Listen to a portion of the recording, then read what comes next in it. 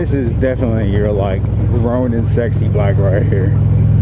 Grown and sexy, baby.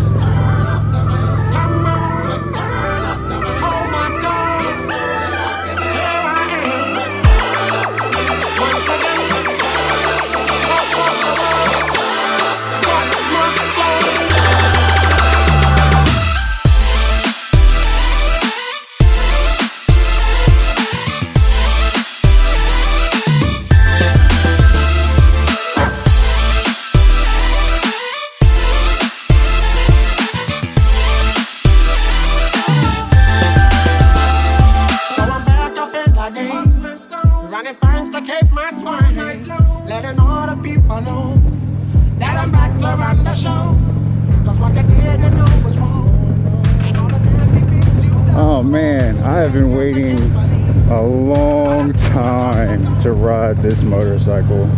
I'm on a 2014 Harley Davidson Street Glide. This bike actually belongs to my motorcycle mentor. It's one of the main reasons I got into motorcycling, and one of the guys that really helped guide me when I was getting into motorcycles. And this is his bike, and this thing is a monster, baby. And I've waited so long to ride this thing. You know, now that I'm actually finally riding this bike by myself, mind you, he's not even here with me. He just fucking gave me the keys and was like, fucking take it, which is awesome. But actually, real quick, I'm gonna pull over here and see if I can fix this. See if I can take a look at what's going on here. I don't know if this just screws in or what. Looks like there's a bolt that goes there. It's just not locked in. There we go. That should hold on to it. But hell, since I'm out here, go ahead and show you guys outside the bike, which you've already seen in the cinematic videos. And man, this thing's it's a monster, baby. It's a monster. But anyways, I don't have a lot of time for today's video. I'm actually on lunch break, and he was kind enough to give me the bike so I can run around doing lunch. For a super sport guy like myself, this machine has a lot of bells and whistles. Even though it's probably just standard Harley stuff for me.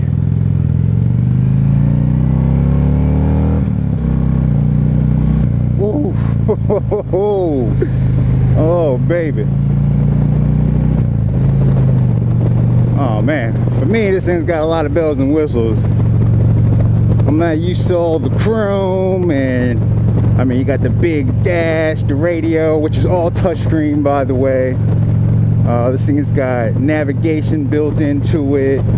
Oh man, I love this seat, man. This bike is just hella comfortable. I think this bike's rated at like 1690 on cc, so it's a pretty beefy motor. It is a V-twin like most Harleys. Air cooled, of course. The only thing that's really been done to this bike outside of stock is it does have some Screaming Eagle pipes on it, I believe, which does give it a really nice sound. You can hear that thing, man. It sounds amazing.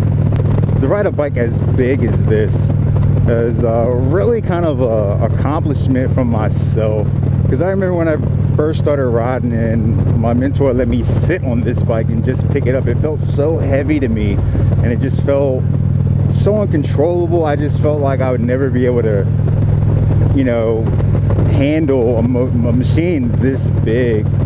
So it's very cool to kind of look myself in the mirror now, you know, and just be kind of understanding of the fact that, wow, man, my skills have really improved since that time.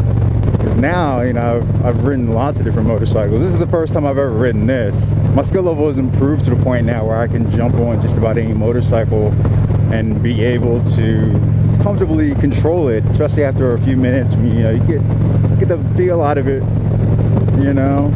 Wow, this thing is more maneuverable than I would have thought. That's crazy. Holy shit. Got some good downshifts.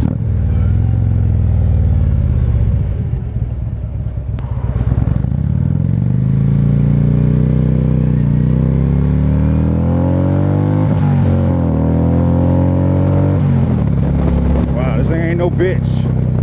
I will say it's not as fast as the V-Rod. It doesn't have that hit like the V-Rod, but man, this thing gets down though. It's not slow. Man, the suspension is very nice compared to my sport bikes, like very soft. So yeah, a little bit about the bike up here. So you've got your fuel gauge, your miles per hour, your RPMs, and your battery voltage. And then as we look up here, we've got all of our navigation controls for this thing. So our radio is up here. Fucking, I don't know, tons of shit up here. It's way more than what I could probably ever do anything with. So you've got your horn right here. I wonder what the horn sounds like. Oh wow, it sounds like a truck. God damn. Yeah, it sounds like a truck, man.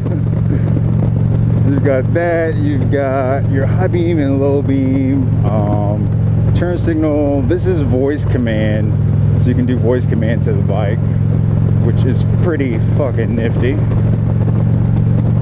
What else we've got? So down here you've got your radio station controls as well as your volume controls. So like, let's see, he's got on 99.3. Let's see what's on the radio. I'll try to turn that up.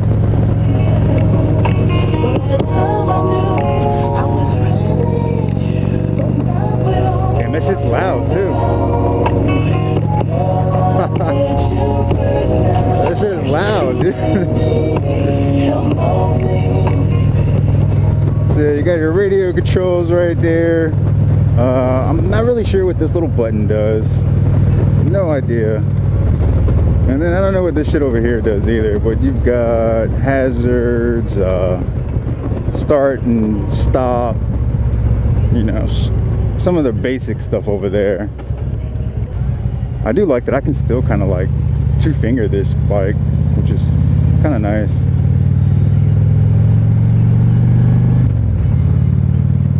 Very smooth shifts, even on a bike I'm not accustomed to. This bike shifts very well. Up here to get some lunch. Oh man, it dips nice. I'm not being too soft with it, and I haven't scraped yet, you know. Like, I'm not dogging the shit out of this bike because it's not mine, but I'm not treating it like I'm a novice either.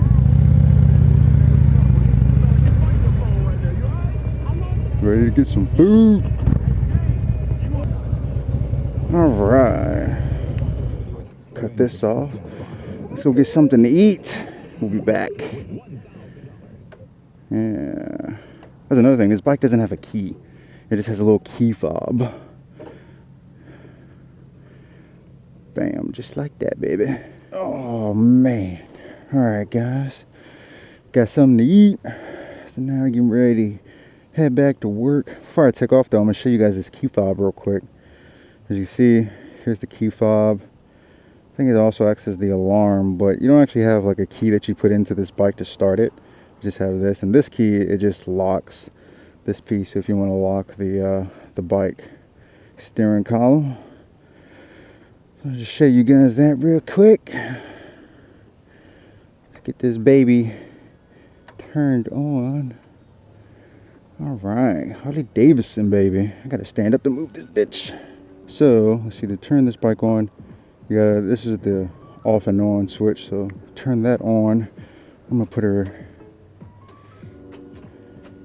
see if I can get her in neutral.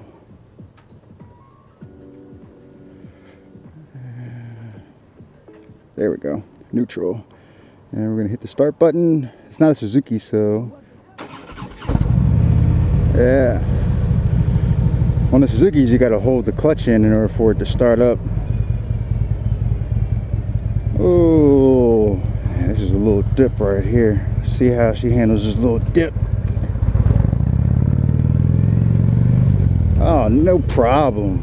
No problem. I got like a food coma going on now, man. Now that I've eaten, I'm ready to go take a nap. One thing I will say is this thing is kind of a pain to get into neutral at the light, man. It's like riding my buddy's Ducati. That thing never likes to get into neutral. Oh, fuck it.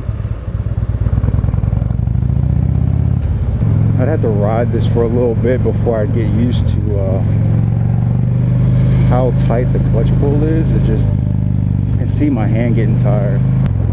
Yeah, man, it's kind of a big deal for me to be riding this particular motorcycle. Being that this is my mentor's bike and this is the bike that I watched him ride as I was looking to get into motorcycles, it's crazy for me to now be riding this machine that I thought at the beginning was something that I could probably never really handle. Oh, look at the vents up there. And you know, now I've gotten to the point where my mentor is just like, oh yeah, here, take the keys, go ahead. I really thank him for, you know, allowing me and trusting me to take his motorcycle out and do a review on it for you guys. All in all though, man, this is a really comfortable bike. I love how it feels. It shifts very smoothly. It doesn't go into neutral that well. I love all of these features it has, the music and stuff.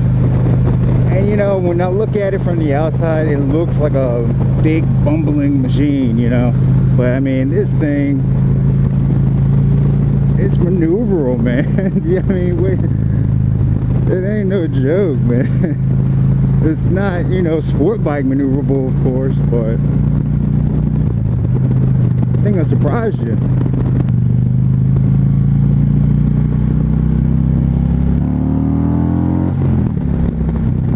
God,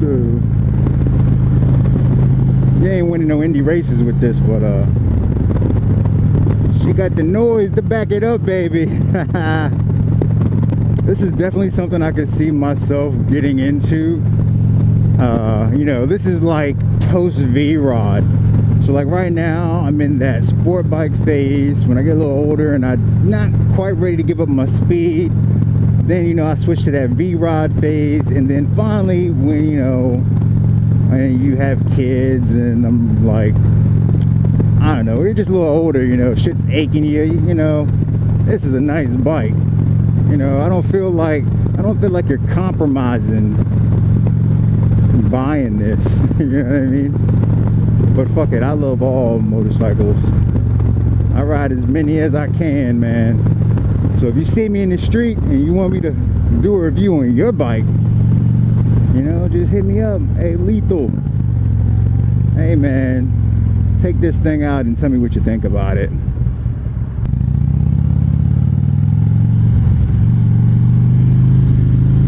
Damn, I can still get low with this thing, man.